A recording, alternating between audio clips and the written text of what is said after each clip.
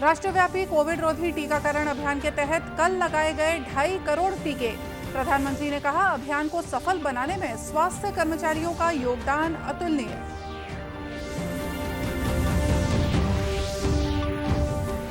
GST परिषद ने petrol और डीजल को जीएसटी के दायरे में लाने का प्रस्ताव किया नामंजूर। वित्त मंत्री ने कहा, खनिज तेल, प्राकृतिक गैस, डीजल, पेट्रोल और विमान ईंधन जीएसटी के दायरे से बाहर। मुख्यमंत्री ने राजीव युवा मितान क्लब योजना का किया शुभारंभ। प्रदेश में गठित किए जाएंगे 13,269 राजीव युवा मितान क्लब।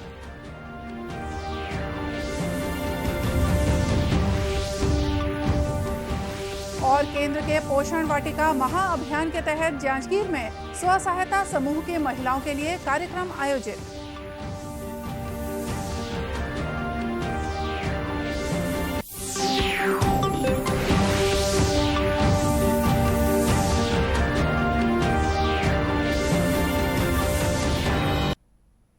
नमस्कार, आप देख रहे हैं दूरदर्शन समाचार। मैं हूं मोनिका शर्मा और आइए अब देखते हैं समाचार विस्तार से। राष्ट्रव्यापी टीकाकरण अभियान के अंतर्गत कल एक ही दिन में 2.5 करोड़ कोविड रोधी टीके लगाए गए। स्वास्थ्य मंत्रालय ने बताया है कि कल 35,662 नए कोविड मामलों की पुष्टि हुई है। प्रधानमंत्री नरेंद्र मोदी ने आज गोवा में स्वास्थ्य कर्मचारियों और कोविड टीकाकरण के लाभार्थियों से संवाद करते हुए कहा कि देश में कोविड रोधी टीकाकरण अभियान को सफल बनाने में स्वास्थ्य कर्मचारियों का अतुलनीय योगदान है। उन्होंने कहा कि टीकाकरण में कोल्ड चेन की भूमिका महत्वपूर्ण होती है। मैं आज मेरे मन की बात भी कहना चाहता हूं। जन्मदिन तो बहुत आए, बहुत जन्मदिन गए, पर मैं मन से हमेशा इन चीजों से अलिप्त रहा हूं, इन चीजों से मैं दूर रहा हूं। पर मेरी इतनी आयु में कल का दिन मेरे लिए बहुत भावुक कर देने वाला था। जन्मदिन मनाने के बहुत सारे तरीके होते हैं, लोग अलग अलग तरीके से मनाते भी हैं, और अगर मनाते हैं तो कुछ गलत करते हैं, ऐसा मानने वालों में मैं नहीं हूं।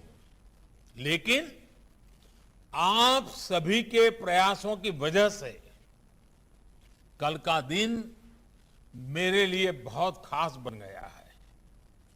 मेडिकल फील्ड के लोग, जो लोग पिछले 1.5-2 साल से दिन रात जुटे हुए हैं, अपनी जान की परवाह किए बिना कोरोना से लड़ने में देशवासियों की मदद कर रहे हैं, उन्होंने कल जिस तरह से वैक्सीनेशन का रिकॉर्ड बनाकर दिखाया है, वो बहुत बड़ी बात है।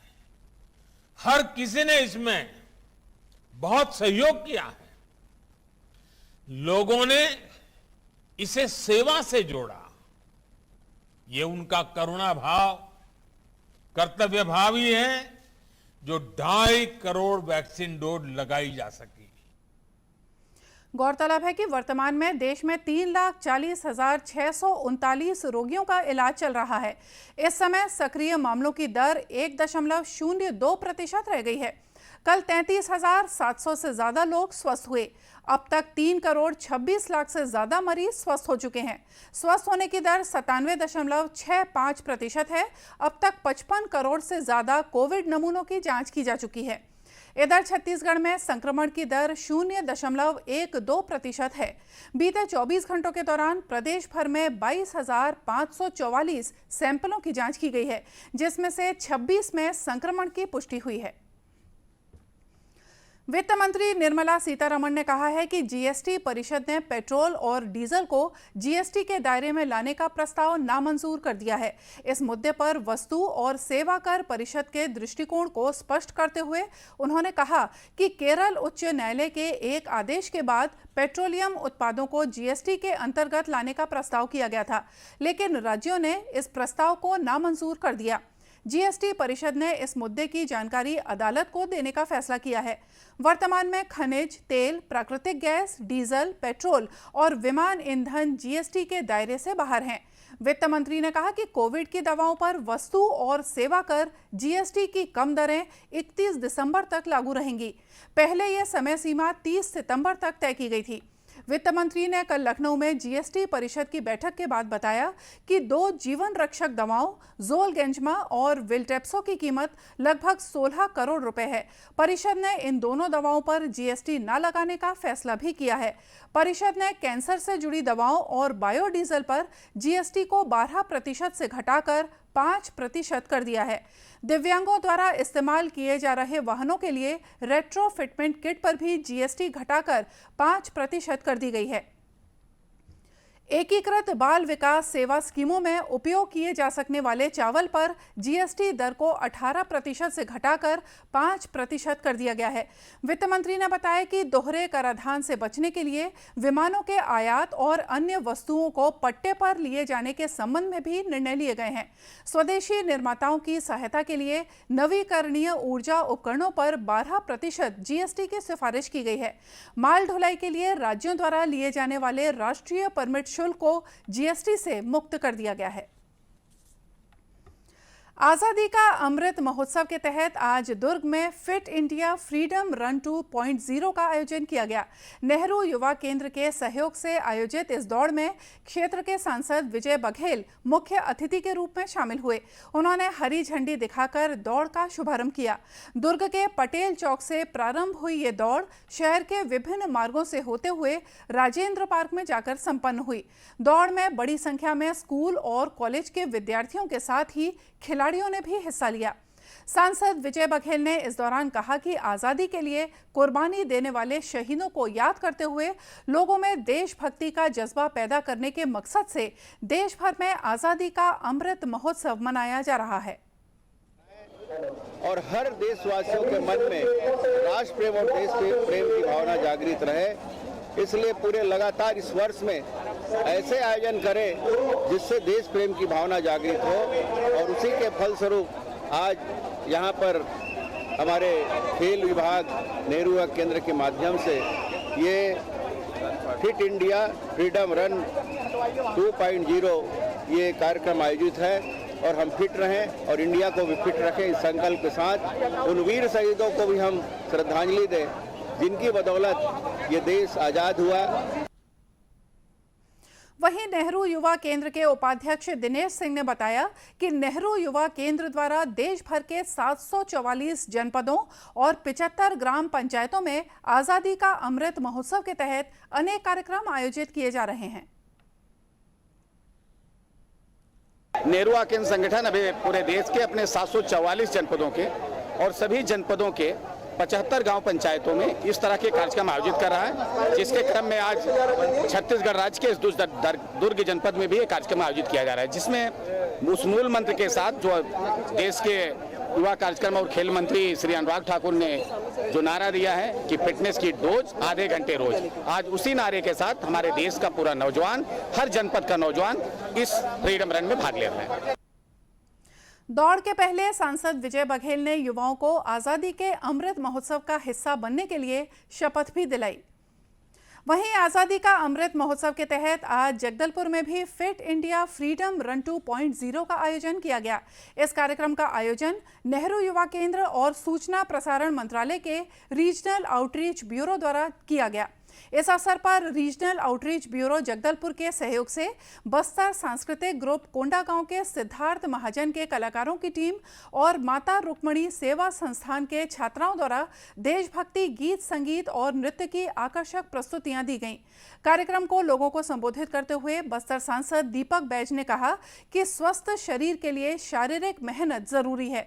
श्री बैज ने कहा कि राष्ट्रीय सेवा योजना और नेशनल कैडेट कोर एनसीसी के विद्यार्थियों को पढ़ाई के साथ साथ अनुशासन और जिम्मेदारियां और कर्तव्य परायणता को बखूबी निभाने की प्रेरणा देता है।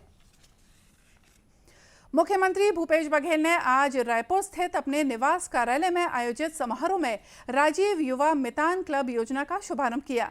इस योजना के तहत राज्य की सभी ग्राम पंचायतों और नगरीय निकायों में चरणबद्ध रूप से कुल 13,269 राजीव युवा मितान क्लब गठित किए जाएंगे। भारत रत्न पूर्व प्रधानमंत्री स्वर्गीय राजीव गांधी जी के युवा भारत के सपने को साकार करने के लिए छत्तीसगढ़ राज्य में आज राजीव युवा मितान क्लब योजना का शुभारंभ हो रहा है। यह हम सबके लिए और छत्तीसगढ़ राज्य के लिए गौरव की बात है। इसके माध्यम से हम नवा छत्तीसगढ़ गढ़ने की दिशा में एक कदम और बढ़ा रहे हैं। हर देश और राज्य के भविष्य की दिशा इस बात से तय होती है कि उसकी युवा शक्ति की दिशा क्या है। हम अपने युवाओं को जितना अधिक सकारात्मक वातावरण देंगे, उनकी रचनात्मक शक्ति का उतना ही अधिक उपयोग कर पाएंगे। मुख्यमंत्री ने कार्यक्रम के प्रारंभ में पूर्व प्रधानमंत्री स्वर्गीय राजीव गांधी के चित्र पर माल्यार्पण कर उन्हें अपनी श्रद्धांजलि दी। समारोह में स्वास्थ्य मंत्री टीएस सिंहदेव, वन मंत्री मोहम्मद अकबर, कृषि मंत्री रविंद्र चौबे, स्कूल शिक्षा मंत्री डॉक्टर प्रेमसाय सिंह टेपान उपस्थित थे।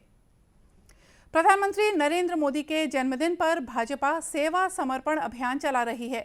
अभियान के तहत आज पंडरी जिला अस्पताल में बीजेपी के राष्ट्रीय सह संगठन महामंत्री शिव प्रकाश ने झाड़ू लगाई। इसके साथ आम जनता को स्वच्छता अपनाने का संदेश भी दिया गया। अभियान के बारे में सांसद सुनील सोनी ने कहा कि पीएम मोदी के जन्मदिन को सेवा ही समर्पण है अभियान के तहत मनाया जा रहा है। इसी कड़ी में रायपुर जिला अस्पताल में सफाई अभियान चला रहे हैं। उन्होंने कहा कि अभियान का उद्देश्य जनता को स्वच्छता के प्रति जागरूक करना है। भारत स्वच्छ होगा तो लोग भी स्वस्थ होंगे और अस्पताल में भी भीड़ कम होगी। वहीं प्रधानमंत्री नरेंद्र मोदी के जन्मदिन पर बिल्हा विधानसभा क्षेत्र में दिव्यांगों को उपकरण वितरित किए गए। कार्यक्रम में दिव्यांगों को विविध सहायक उपकरणों का वितरण किया गया, जिससे उनकी जीवनचर्या सरल हो सके। इस कार्यक्रम में बिल्हा, मस्तूरी, बेलतरा, तखतपुर, कोटा और बिलासपुर विधानसभा के दिव्यांगजन शामिल हुए। प्रदेश भाजपा की बैठक रायपुर स्थित पार्टी के प्रदेश कार्यालय कुशाभाऊ ठाकरे परिसर में हुई। बैठक में पार्टी पदाधिकारियों ने सेवा और समर्पण अभियान और कोरोना काल में कार्यकर्ताओं के कामकाज को लेकर चर्चा की। बैठक के बारे में मीडिया से चर्चा करते हुए प्रदेश प्रभारी डी पुरंदरेश्वरी ने बताया कि कोरोना की तीसरी लहर के मद्देनजर भी हमारे कार्यकर्ता सेवा भावना के साथ तैयार हैं।